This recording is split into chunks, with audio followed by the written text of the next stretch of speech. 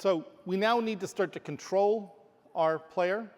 So let's navigate to our scripts folder in our project view. So we're navigating to our scripts folder, to mono behaviors, down to the player folder, which is actually empty at this point. And then let's create a new C# script. And let's name that player movement.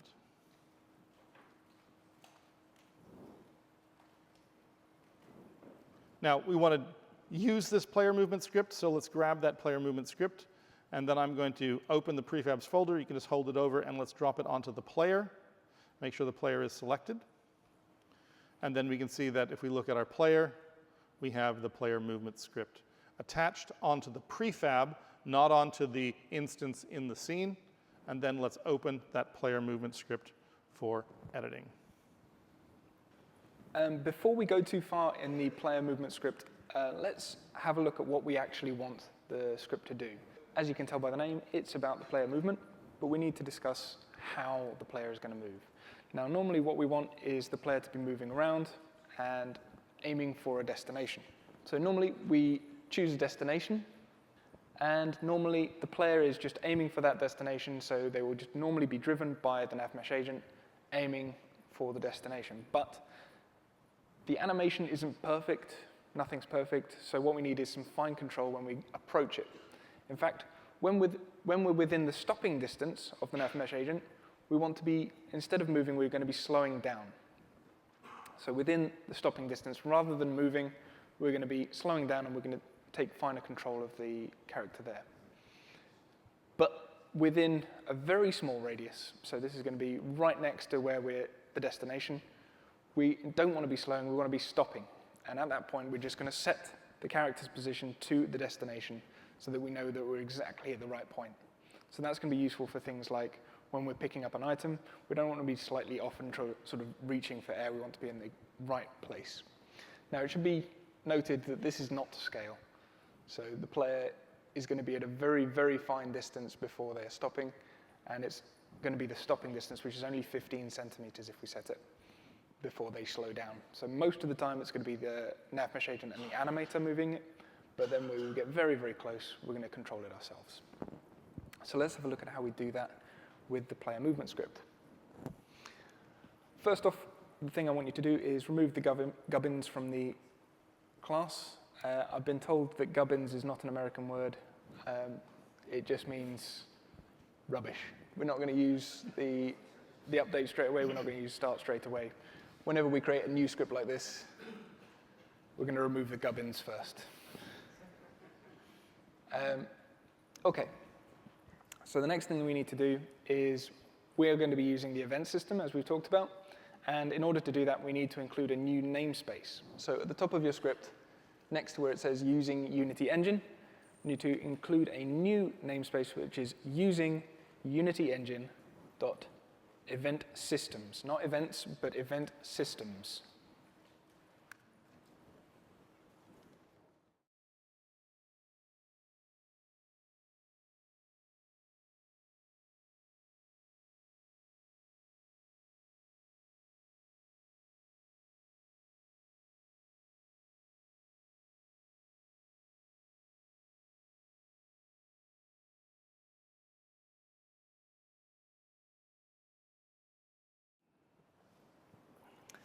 So next, we're going to start off making some variables, and then we're going to start writing some functions. When we discover that we need some new variables, then we'll come back and add some more. But to start off with, we know we're going to need a reference to the animator, and we know we're going to need a reference to the NavMesh agent, so let's make references to those. They're going to be public, so that we can drag them on.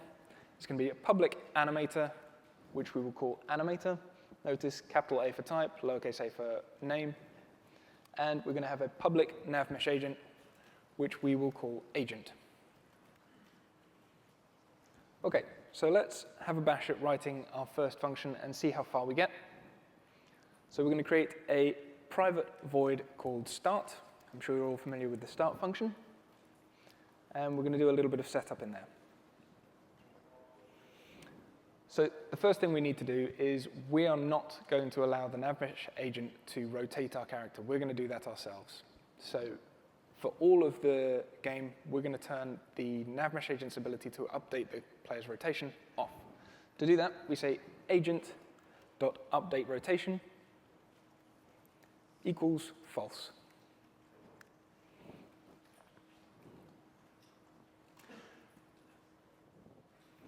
OK. So the next thing that we're going to do is, remember we said we don't want the player to be able to move when they're interacting.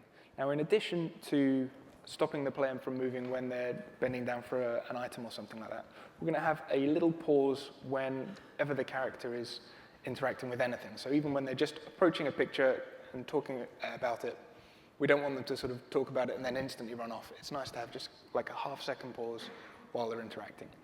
So in order to do that, we're going to use a coroutine. And for a coroutine, we need a couple of variables. We need a wait for seconds to determine how long the character is going to wait for, and a float to determine how long that wait for seconds should be. So let's start off by creating a public float, which we will call input hold delay. So that's going to be how long the input is on hold before the character can move again. I'm going to give that a default value of 0.5f.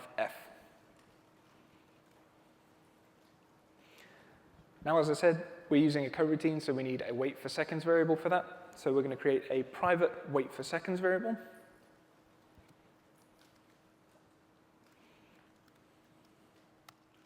Which we will call input hold wait. So we've got input hold delay and input hold wait.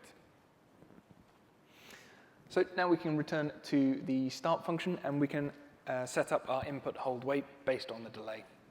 So we can say input hold wait equals new wait for seconds.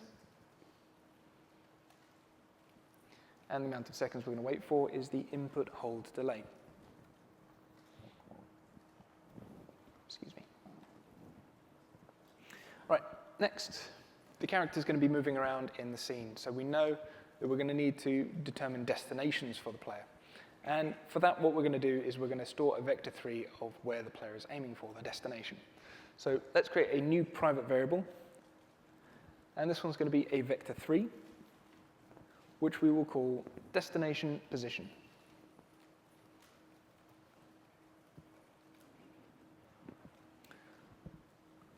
So when the player is very close to their destination position, then we're going to be calling stopping, and that's going to snap their position to that. However, when the first frame happens, we won't have set a speed, so the player's speed will be very small, and they're going to get snapped to that initial position. So in start, what we're going to do is make sure that their first destination is where they initially are. So if you go back to your start function, and we're going to say destination position equals transform.position.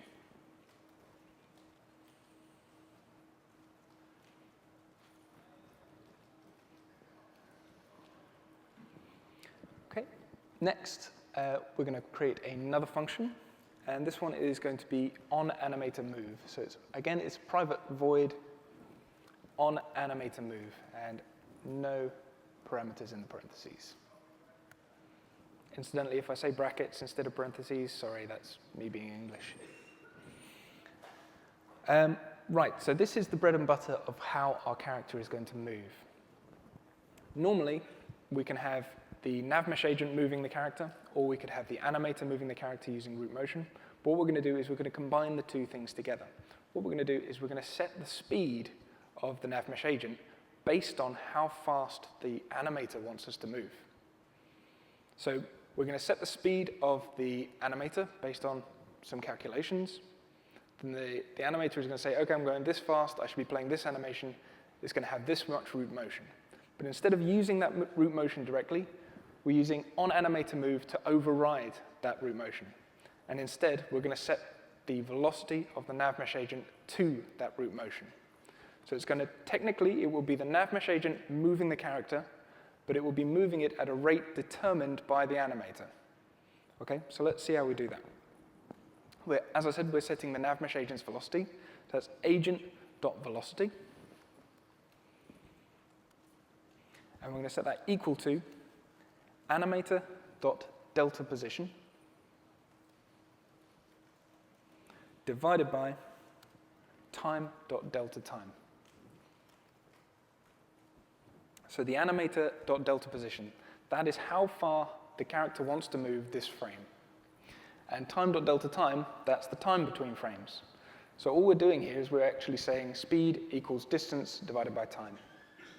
But our distance is the distance between frames, and our time is the time between frames.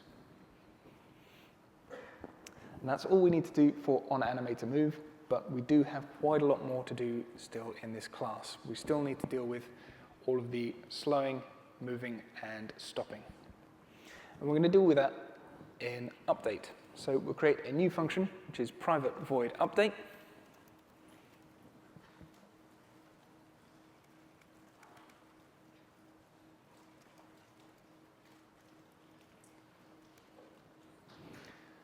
And within update, as I mentioned before, we're going to be making a number of function calls. So let's write those function calls now, and then we can set up our update function and come back to each of the slowing, stopping, and moving functions.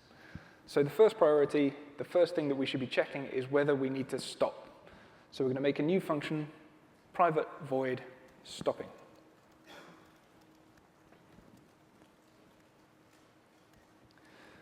Now, we're going to be calculating the speed in all these functions, and each of these needs to be able to set the speed.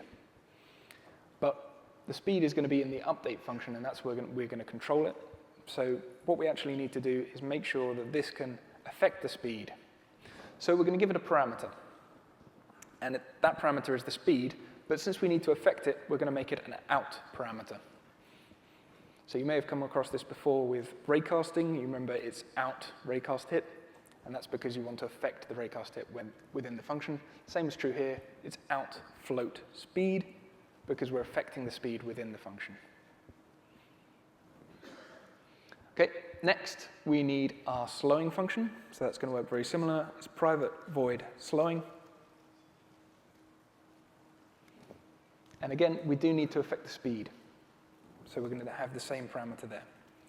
But in addition to that, we need another parameter, because we're slowing based on how far away from our destination we are. So our slowing function needs to know how far it is to the destination. So we need to pass that in as another parameter.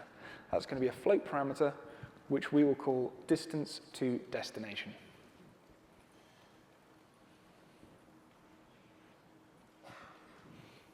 Okay. Now we've got one more function, and that's moving. That's dealing with the general case. And that doesn't actually require any parameters at all. I should also note at this point that that's kind of a misleading name for this function, because it's not actually doing any of the moving. Within each of these, we're going to be moving and rotating the character. But since all of our movement is handled by onAnimatorMove for the normal case, we're actually going to just set the rotation within this moving function. But the point is, in the normal case, we're moving. When we're approaching the destination, we're slowing. And when we've actually arrived, we're stopping. So let's go back up to the update function and fill that in. So the first thing we want to do is make sure that we don't do anything when we're planning to move somewhere. So when we set the destination in the NavMesh agent, it will calculate a path. And while it's calculating, we don't want to make any decisions on that. So we're not going to do anything while a path is pending. So in order to do that, we're going to say if, and then agent.pathPending. So if the NavMesh agent is currently calculating a path, then return. So don't do anything. And just as an aside, I'm going to be using some various built-in code completion stuff, like if you hit if and then you hit tab, you'll get an if statement. If you want to do a for loop, for, tab, you get a for loop, at least in monodevelop. And so I will be blasting ahead and just going ahead and using that sort of shorthand that should be built in to your code completion. Some people know about that, some people don't. But I'm going to be using code completion whenever possible. OK. So given that a NavMesh agent isn't currently calculating a path, it means we probably have a path already. So we want to work out how fast we want to move along that path. And we're going to do that based on the NavMesh agent's desired velocity. So the NavMesh agent has two velocities, the one that it wants to go at and the one that it's currently going at. We're going to set the one that it actually moves at, but we're going to base our decision on how fast it wants to move. So it decides that I'm trying to go out there, my velocity is that way, and I'm going to go fast. We're going to base our speed on that, and then from the onAnimatorMove function, we're actually moving the character. So we're going to create a float, which we'll call speed. And we're going to set that equal to agent.desiredVelocity.magnitude.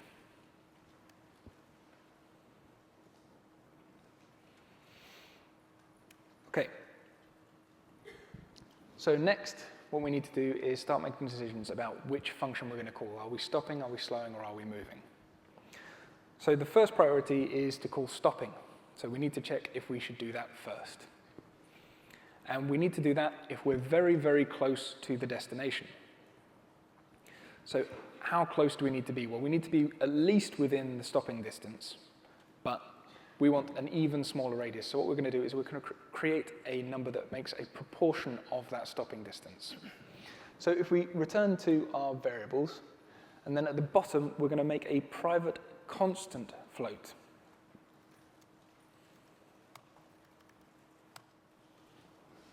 I'm going to call this stop distance proportion.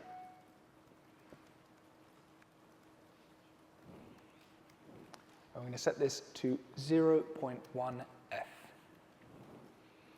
So what this is going to do is it's going to say when we are within 10% of the stopping distance, that's 0.1 multiplied by the stopping distance, then we're stopping, then we're going to set the position.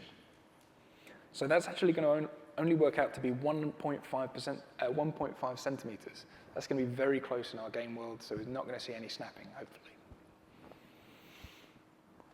OK, so let's return to the update function and use that. We'll say if agent.remaining distance is less than or equal to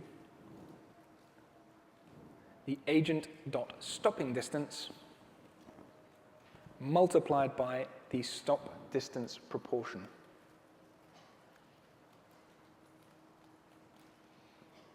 So if the remaining distance that the NavMesh agent has to move is less than or equal to the stopping distance multiplied by this small number, so the very, very small distance, then we will call stopping. And we need to pass it that speed parameter, so we're going to say out speed. Now, given that we haven't called stopping, we're not within that inner radius, then we need to check whether we are within the outer radius, that stopping distance radius. So we're going to say else if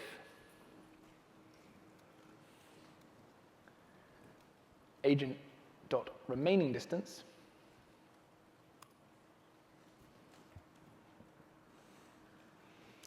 is less than or equal to the agent's stopping distance,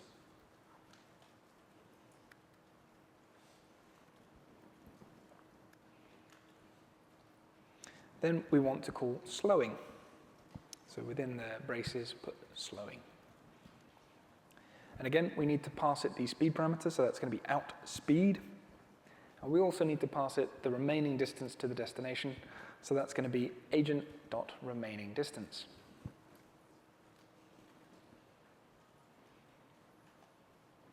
Okay, finally, given that we're not really close to our destination, we're not even within the stopping distance of the destination, we're moving.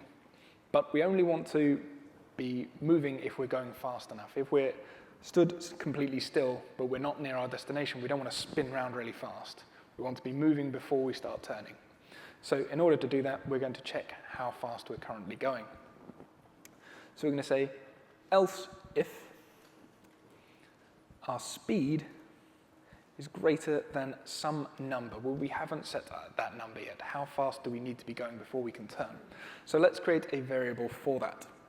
So if we return to the top of our script, where we're setting all the variables, so we want to give you a little bit more freedom over this one. We're going to give you a default value and recommend you stick with it for now. But later on, if you want to play with it, make sure the character has to be moving quite fast before they turn, then feel free to do that.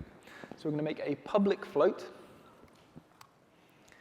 And this is going to be called turn speed threshold. And we're going to set this to a default value of 0.5f. So that's quite slow. Remember, we've set the NavMesh agent's speed to 2, so its desired velocity is going to try and match that speed. So when we're going a quarter as fast as we want to, then we can start turning. So let's return to our update function and do that.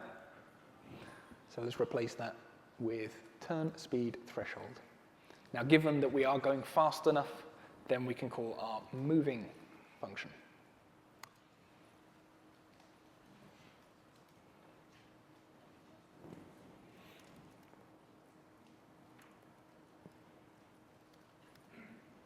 Okay, and that doesn't require any parameters, so that's just fine. Now, the last thing that we want to do in update is actually tell the animator how fast we're going. So we need to call animator.setFloat. But before we can do that, we need to determine what we're going to set. Now, normally when you're setting a parameter in the animator, you use a string to do that, and that string needs to match the one that we set earlier. But what we can do is we can use an integer instead, and this is faster and less error-prone. But in order to do that, we need to actually find out what that integer is. So we're going to make a variable to do that for us. So if we head up to the top again, we're going to make a private read-only integer. And we're going to call it based on a naming convention. It's going to be a hash. That's what a string representing an integer is generally known as. So we're going to call it hash. And then this is representing speed, so hash speed. And it's representing a parameter, so we're saying hash speed para. And I think we should point out here that this is a very good naming convention. We could call this, as we said before, Bob, but this, by looking at the name of the variable, gives us a lot of information, so we know how it's being used and we know what it's for. Okay, we're going to set that, and we're going to set that based on an animator function. Now, this is a static function, so we're using the type animator, that's a capital A, and the function is called string to hash. And the string that we want to pass in is speed. So this needs to be capital S and spelt correctly, because this has got to match exactly what we put in the animator earlier.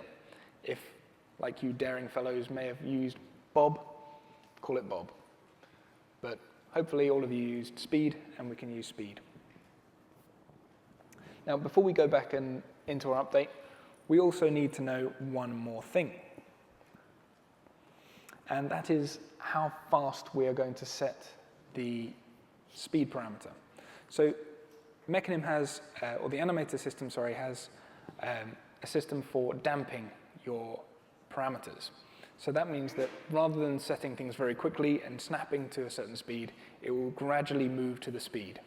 And since speed is something that controls how fast we go, we want that to be a gradual transition. So we're going to introduce a variable for the damp time of speed. And rather than giving you a set amount, we're going to allow you to have a little bit of control over it. So we're going to make a public float for it. And we're going to call this variable speed damp time. And give it a default value of 0.1f. So what that is the amount of time over which the speed will change to its new value as we set it. So let's go and set it now. At the bottom of our update function, after all the stopping, slowing, and moving calls, we're going to say animator.setFloat. And this is the small a, it's the variable. And the float that we want to set is represented by that hash variable that we just made, so hash speed para. The value that we want to set speed to is obviously that speed variable that we've created. Next, we need to know the damping that we're going to use, and that's the speed damp time variable that we created. And finally, we need to know the time step that we're using for damping. So we're just going to pass it time.delta time, since this is called an update.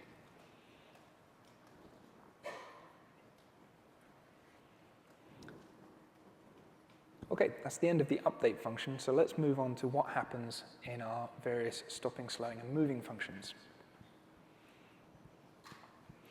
So when we're stopping, we want to have fine control over the player's position. So what we're going to do is prevent the NavMesh agent from moving us at all. And to do that, we say agent.stop.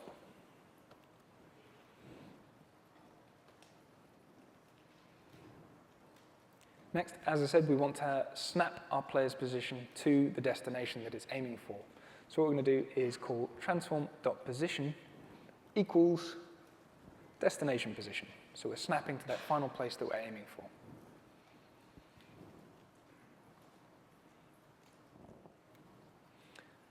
Lastly, we don't want the player to move at all, so we're going to set the speed.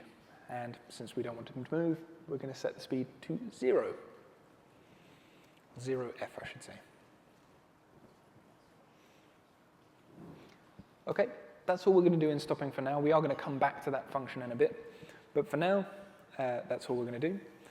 And we can move on to the slowing function. Now, again, when we're slowing, we want to have the fine control over the position of the player. So we don't want the NavMesh agent to do it. We're going to do it ourselves. So we're going to, again, call agent.stop.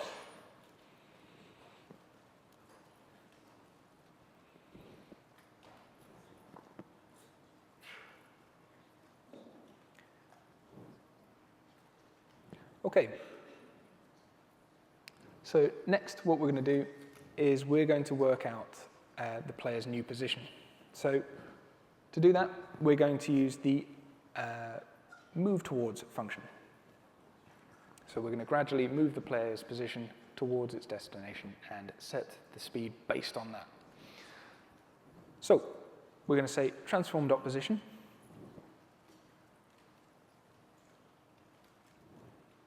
is equal to vector3.moveTowards. And then this takes three parameters: the position that it's moving from, which is the transform.position,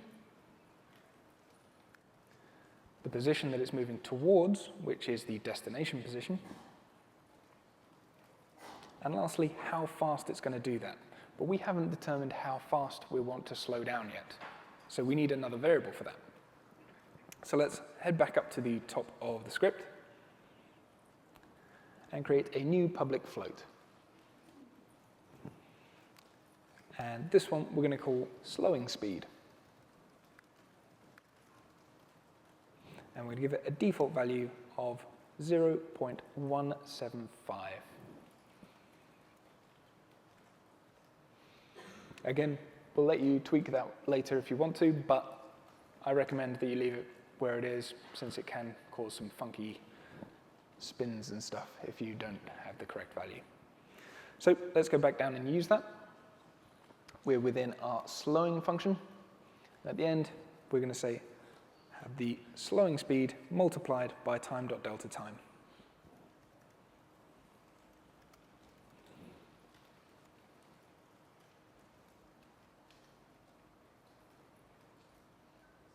So you don't need to have this on 2 lines. That's just something that Adam's doing so that you can see everything at once.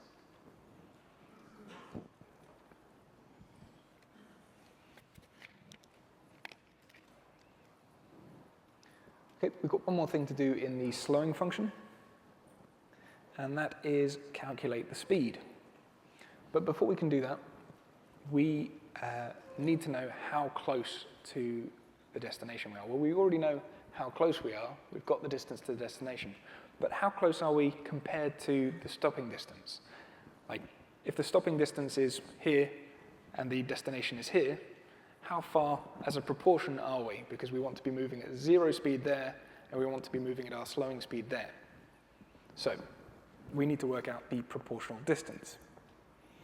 So we'll create a float, which we will call proportional distance. And then I'll tell you what we'll set it to, and then I'll discuss it afterwards. So we'll set that to a value of 1f minus distance to destination divided by agent stopping distance.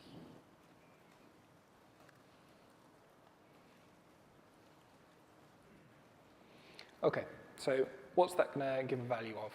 Well, when the distance to destination is very small, let's say it's approaching 0, then that's going to work out to a value of 1. So that means when we interpolate between two values and use this proportional distance, we're going to take the first value. So let's have a look at that working, and then I'll describe it as a sum. So the next line will be speed is equal to mathf.lerp,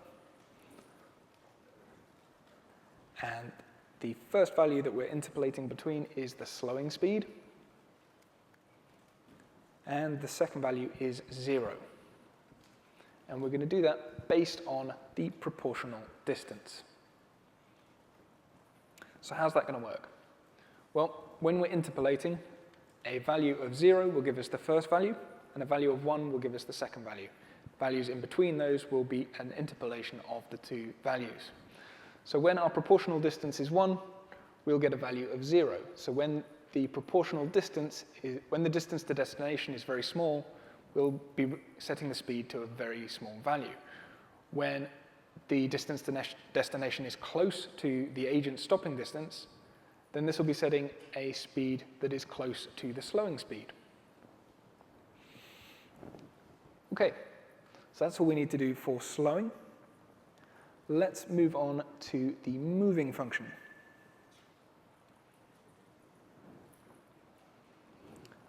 Okay, so as I said before, our moving under normal circumstances is dealt with in our onAnimator move function.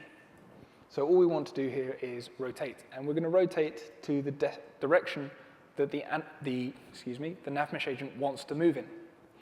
So we're going to create a target rotation for that. So we're going to create a quaternion called target rotation, and we're going to set that to quaternion.lookRotation, and the direction we're going to look down is the agent's desired velocity, so agent.desired velocity. Now we've got our target rotation, we actually need to set it. So the next line is transform.rotation is equal to quaternion.lerp, and we're lerping between the player's current rotation, so that's transform.rotation,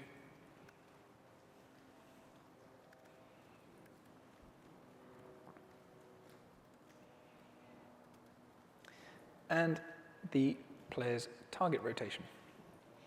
But we need to know how fast we want to turn. Excuse me. So we need to create a variable for that. And again, we're going to give you a bit of freedom on how fast that turns. So let's create a public float. So go back up to the top of your script and create a public float. I'm going to call this turn smoothing. Now, the higher this value is, the faster the turning will happen, but the less smooth. The lower it is, the slower the turning will happen, but the more smooth. We're going to use a value of 15 for this. Okay, so let's return to our moving function and use that. So we're going to call quaternion.lerp with a third parameter of turn smoothing multiplied by time.delta time. Okay, so we've now dealt with how the player moves, but we haven't done anything towards actually setting the player's destination. We need to be able to click on stuff and have something happen. So let's create a function for that. So at the bottom of our script so far, let's create a public function which returns void, and we will call onGroundClick. So this is going to be something that we set in the event trigger that gets called when the ground is clicked on. Okay, on-ground click is going to receive some information about what's happening. And to do that, we need to give it a parameter. And the parameter that we're going to give it is base event data. So this is going to be giving us any data that we want about the current event that's happening when this click happens. And we'll call this data. But we don't specifically want base event data. We want to know about a pointer click. We want to know about the mouse, what's happening with that at this current moment. So what we're going to do is we're going to cast our base event data to a pointer event data. And to do that, we're going to create a new pointer event data variable. I'm going to call that pdata. And the way we do a cast is we have some open parentheses with the type that we're going to cast to in. So that's going to be pointer event data. And the thing that we're casting outside of the parentheses, and that's data. So now we've got our pointer event data, we need to use it. And what we're going to do is we're going to try and find a point on the NavMesh that's closest to our click. So to do that, we're going to use a function called NavMesh.samplePosition. And this works very similar to a raycast. And in its similarities, we're going to need a sort of hit variable, information about what we've hit. But instead of a raycast hit, we're going to use a NavMesh hit variable. So let's create that now. It's a NavMesh hit, which we will call hit. And we don't need to set it to anything just yet, because that's going to be done by our sample position function call. Now, just like a raycast, we need a distance over which this sample position can happen. So we're going to create a variable for that now. We don't really want you to be able to control this too much, so we're going to make it a constant. So back up to the top of the script, and create a new private constant float, which we will call NavMesh sample distance. So this is the distance away from the click that the NavMesh can be. And we're going to set that to a value of 4f. OK, so now let's go and use that.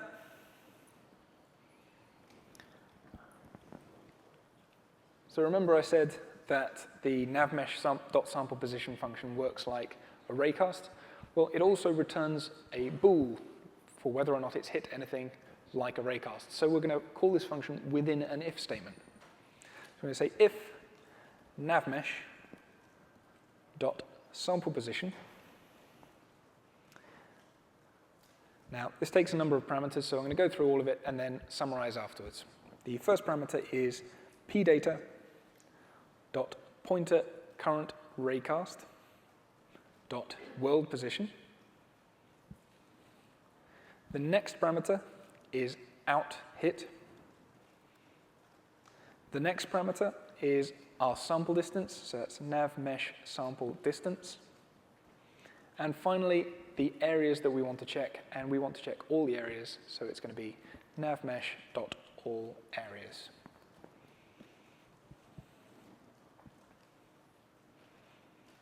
OK, so what's going on there? So we've got a number of parameters there. Let's go through them. The first parameter is the point in the world that we want to check. And that parameter there is pdata.pointerCurrentRaycast.worldPosition. So that is the point in the world that the raycast happening at the moment of the click hits. So remember we said when we're using a physics raycaster component, we're raycasting into the scene and we're hitting things. And we get an event when we've hit a collider, so we're finding the point on that collider that we've hit. Next, we've got an out hit parameter, and that's just going to return all the information to our hit variable about what we've hit. We're giving it a distance that we're going to sample over. And finally, the NavMesh areas that we're going to use. Okay, so what do we do if we have hit something? Well, we want to set our destination position. So we're going to set the destination position to hit.position, the position of the NavMesh that we've managed to hit. However, what do we do if we haven't hit anything? Well, what we need to do is find a location nearby. And we want the player to try and move towards the cursor wherever it's managed to click. So what we're going to do is say else destination position is equal to pdata.pointer_current_raycast.world_position. So that just means that the player is going to try and find its way to wherever the user clicked. So now we've determined our destination position. What we need to do with that is make the agent actually use it. So after all that, we can say agent.setDestination, and the destination we're going to give it is the destination position that we've just calculated. Now remember, we've been calling agent.stop in this class, and that's going to mean that the NavMesh agent isn't going to do anything regardless of whether we give it a new destination. So we need to tell it to start going again. And to do that, we call agent.resume. And take a look at the console. So notice we've got a warning there. That's quite all right. We haven't dealt with interactables yet, but remember, we made that variable for dealing with what happens when we interact with things. We decided that we wanted a delay. We made a variable for that, and we haven't used it. So Unity is telling us, hey, we've got a variable there that we're not using. Are you sure you want to have it? Let's take a look at the player prefab. So down in the project window, let's make sure that the player is selected. And we have our player movement script that now has all of these wonderful public fields.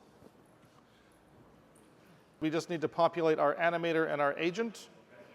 So we want to set up the references to the player's animator and to the player's NavMesh agent. And we can do that by dragging the player into the slot, or you can drag the component itself, or you can use the circle select button.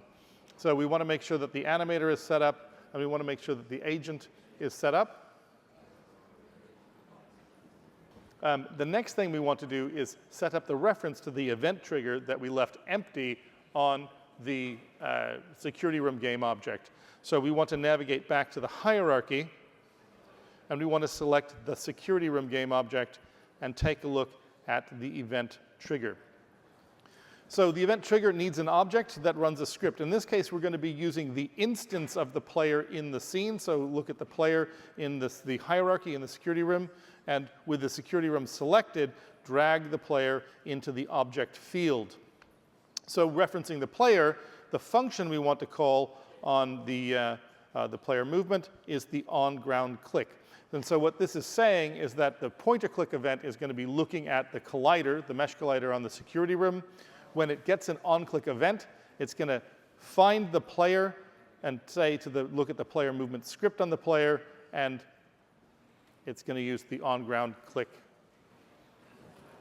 Once we've set up the event trigger, let's go ahead and save the scene. So what we've done is we've set up the player prefab. We've set up the animator and the NavMesh agent by dragging the player prefab onto its own slots, and then navigate to the hierarchy, select the security room game object, find the event trigger, drag the player game object from the hierarchy onto the object field of the event trigger, and select player movement on ground click.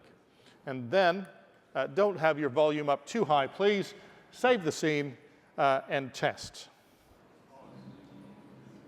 And now we should be able to walk around the scene.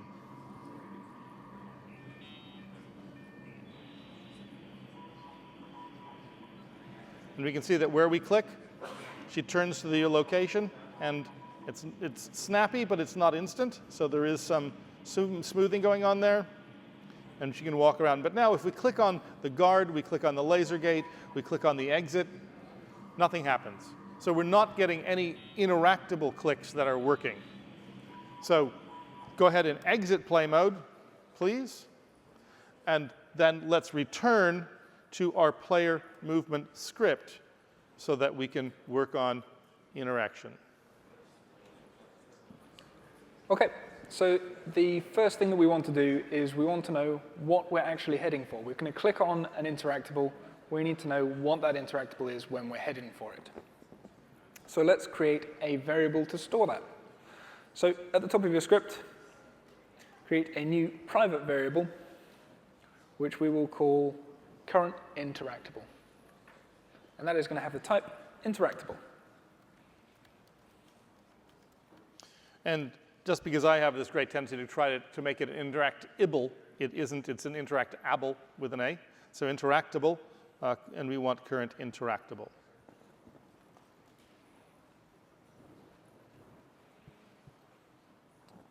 Okay, so what do we want to use this interactable for? Well, when we arrive at our destination and it's an interactable, then we want to actually interact with that.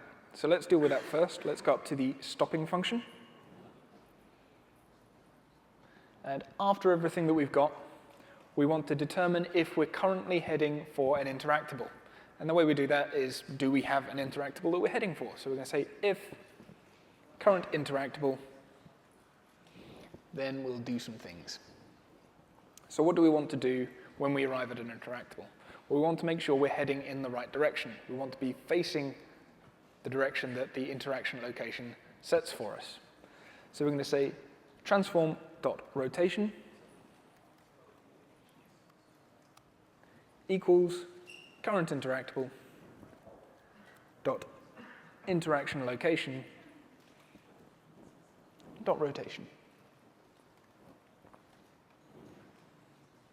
And the interaction location, that's a transform value that is saved as part of the interactable, which we'll get to look at later today. Okay, now we're facing the right direction. We want to actually interact with the interactable. We want to call its interact function. So to do that, we say current interactable dot interact.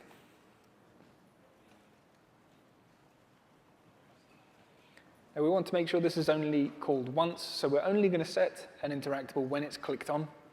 And once we arrive, we want to make sure it only happens once, so we're going to null out our current interactable variable. So that's current interactable equals null.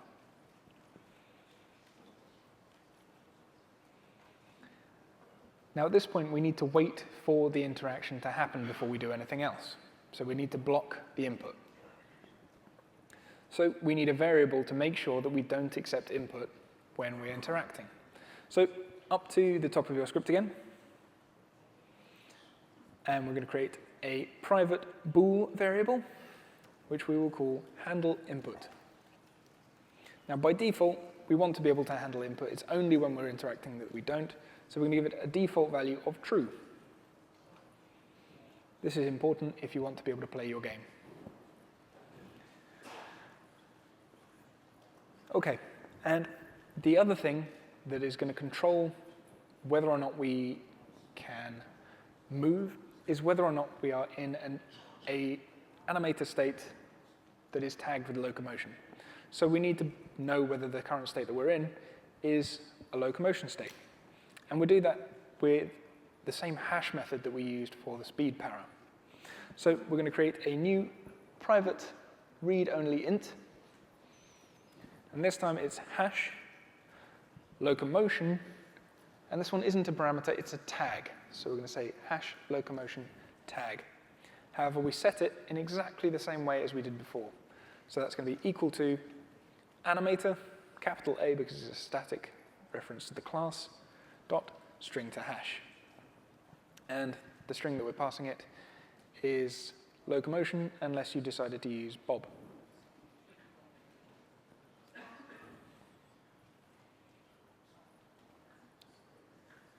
Okay, so now what we're going to do is we're going to make a coroutine that determines how long we need to wait for an interaction to happen. So we're going to go right to the bottom of the script, and we're going to create a new coroutine. So we do that by saying private I enumerator, and that's the type that a coroutine needs to return. And we're going to call it wait for interaction.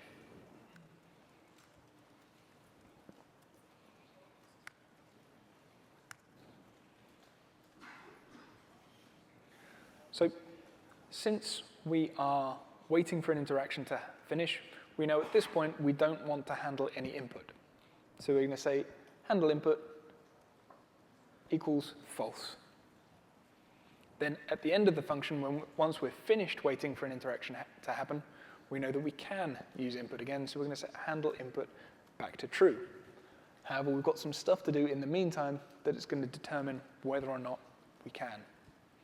So we're going to use a yield statement. So a yield statement exits the code at this point and then waits for the thing to the right of it to be true before it comes back in.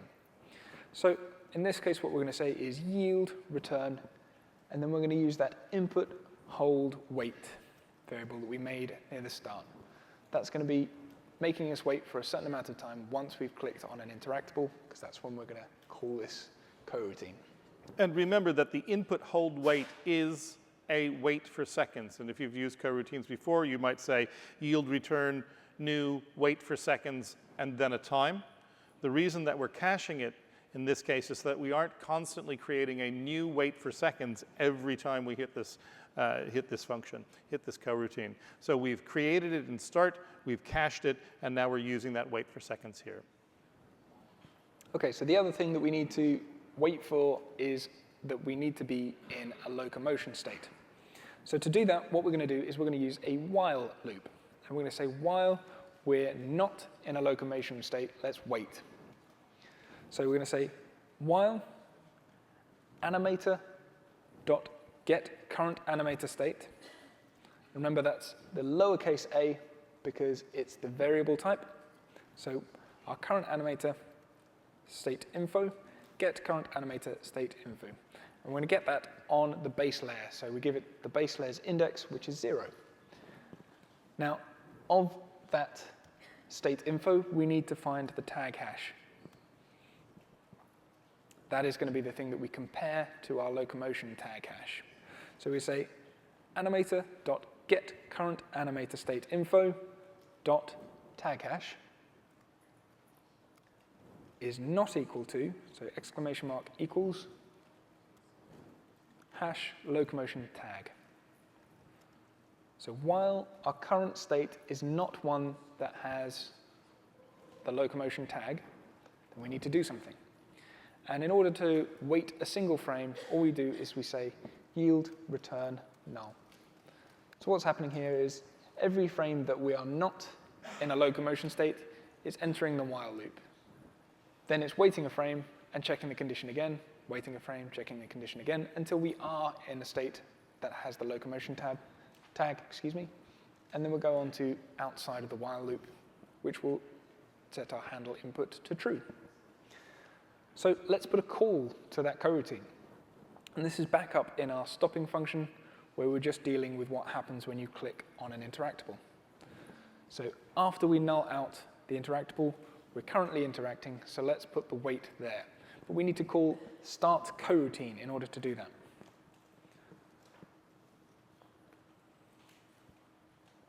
So we're going to say start coroutine, and the coroutine we want to start is wait for interaction.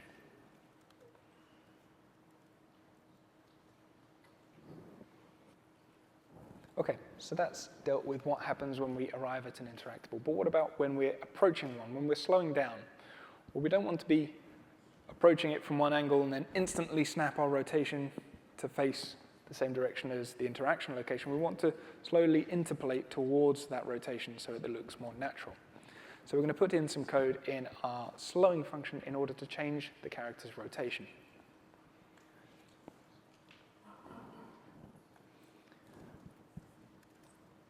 Okay, so we need to create a target rotation. So we're going to say quaternion, which we will call target rotation. And that is equal to, well, it's equal to different things based on whether we're heading for an interactable or not. If we're not heading for an interactable, then we would just want to maintain the player's current rotation. So what we're going to say is current interactable question mark. So if we are heading for an interactable, then we're going to target the interaction locations rotation. So that's current interactable dot interaction location dot rotation.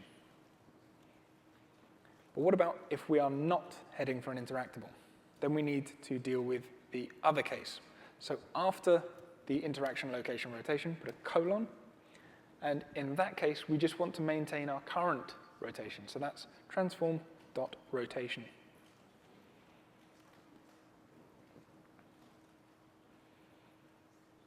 Okay. So now we've got our target rotation, we actually need to set it, or interpolate towards it, I should say. And again, like we did with the speed, we're going to interpolate based on the proportional distance that we worked out. So what we're going to say is transform.rotation equals quaternion.lerp. So we're interpolating between two rotations. And the rotation we're interpolating towards is the current rotation, so transform.rotation. We're interpolating towards the target rotation that we've just worked out.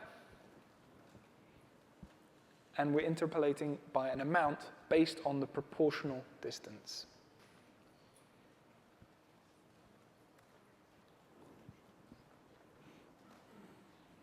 Okay, so that's dealt with all the things that happen during our movement that are affected by interactables. But we haven't actually put anything that's going to allow us to click on interactables yet. So we need a function for that. And just for the sake of clarity, we're going to put this function next to our on-ground click function. Now, as you probably know, it doesn't matter in what order your functions are defined, just that they are. But for a little bit more clarity, the two functions that we have for clicking on things are going to be next to each other. So just below on-ground click, we're going to put a new function called onInteractableClick. And again, this is going to be public. Doesn't return anything, on interactable click. But this time, we don't need any information about the click. We already know where the click is. It's on the interactable. So what do we need to know? Well, we need to know which interactable has been clicked on. So we're going to give ourselves a parameter of type interactable, which we will call interactable.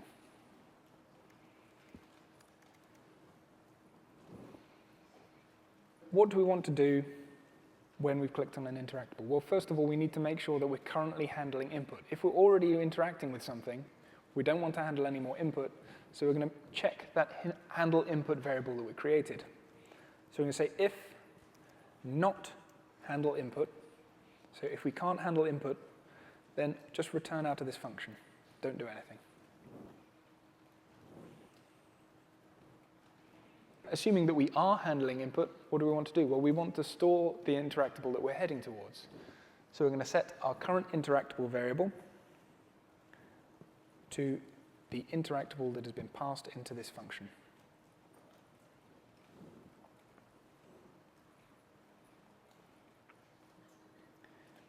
Next, we need to set the destination that we're heading for.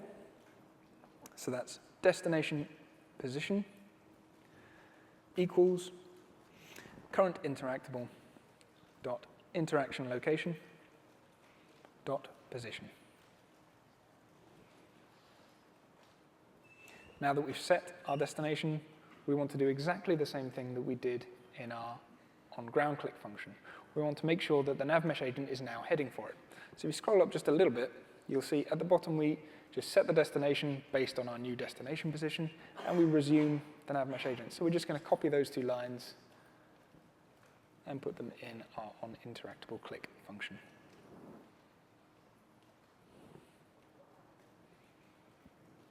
So we're nearly done, but we need to account for new things. So when we click on the ground, we are no longer heading for an interactable. And we've just said, when you click on an interactable, you're heading towards it. So we need to account for that fact in on-ground click. We also need to account for the fact that we can't move when we click on the ground if we're interacting. So we need a couple more things at the top of our on-ground click function. So first off, if we are not able to handle input, we want to return out of the function. So this is exactly the same as at the top of our onInteractable click. So if not handle input, then return. Also, if we've just clicked on an interactable and then changed our minds and clicked on the ground, we don't want to then accidentally activate the interactable. So we want to make sure that we have null as our current interactable, because we don't want to interact with anything. So just after that handle input check, we're going to say current interactable equals null. And that's it. That's all there is to it.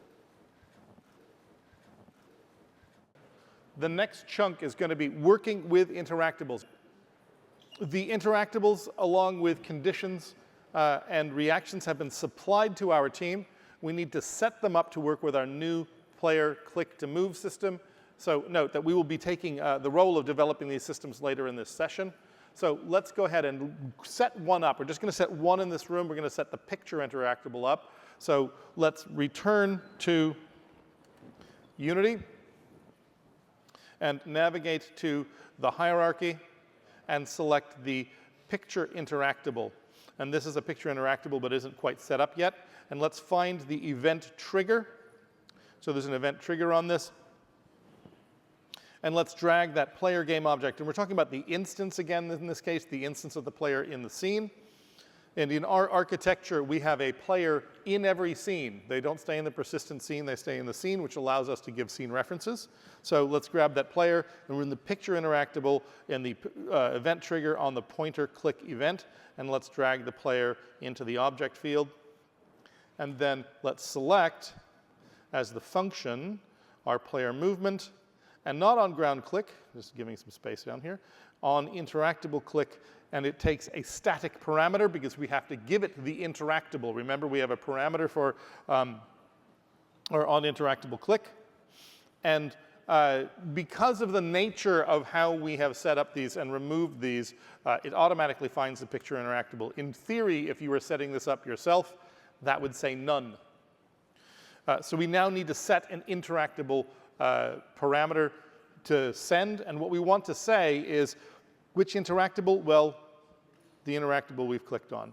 So we want to make sure it's associated with the same interactable. I mean, and you could be clever and try to set up a different interactable on the click. You may find a reason to do that in your game, but the system is designed that we're going towards itself. So now that we've set up the Picture Interactable, and we can go ahead and test.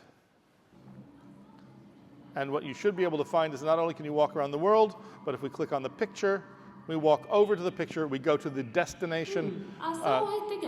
Yep, and then we get our reaction.